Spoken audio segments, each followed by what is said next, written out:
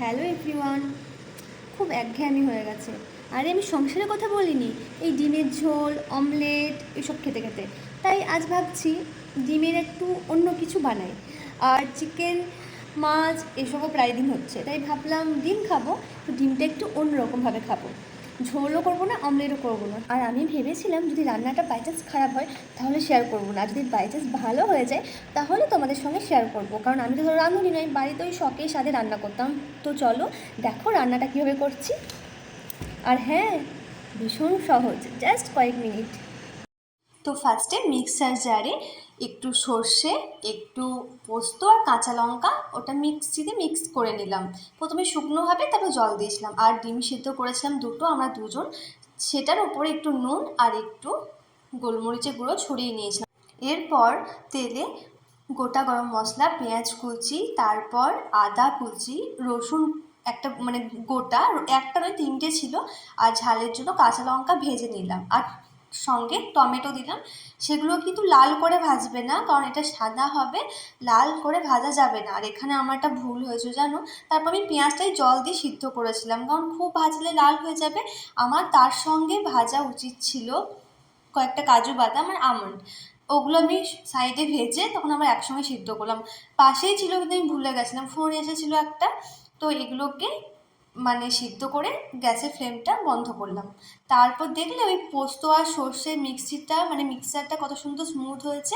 এরপর এটা আমি মিক্সার জারে পেঁয়াজ যে ভাজলাম বা সিদ্ধ করলাম, ভেজে সিদ্ধ করলাম, টমেটো, কাজু, আমন্ড, তারপর রসুন, তারপর আদা, সেটাকে আমি মিক্সিতে মিক্স করে নেব, মানে ওটাকে মশলা বানিয়ে নেব।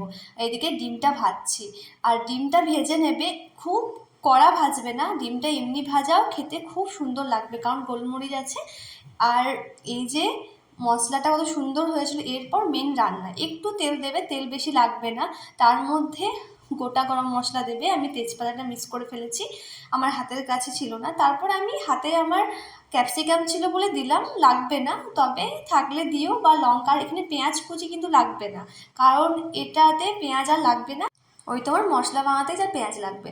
এরপর ওই যে মশলাটা বানিয়েছিলাম, কাজু, আমন্ড, পেঁয়াজ, রসুন, আদা ভেজে সিদ্ধ করে, তার সঙ্গে টমেটো ছিল, আর একটু গরম মশলাও ছিল, তখন একটু দিয়েছিলাম। এরপর মশলাটা তেলে দিয়ে তার মধ্যে নুন দেবো, কিন্তু হলুদ কিন্তু একদম না, কিচ্ছু লাগবে না, কারণ হলুদ রঙই হবে না।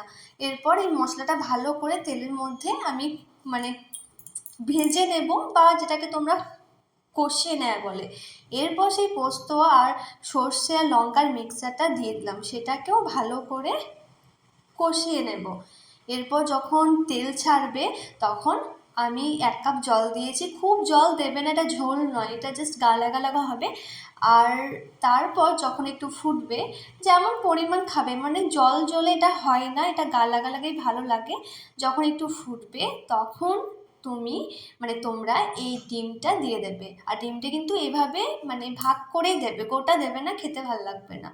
এরপর 5 মিনিটও নয়, 4 মিনিট ফুটিয়ে নেবে, তারপর দিয়ে দেবে গরম মশলা। আর শীতকাল, আমি তো ধনেপাতা দেবই, না দিলে তোমরা কেশরি মেথি ইউজ করতে পারো। আর তারপর একটু ঘি দিয়ে আর একবার ফুটিয়ে নেবে, তারপর গ্যাসের ফ্লেমটা অফ করে দেবে।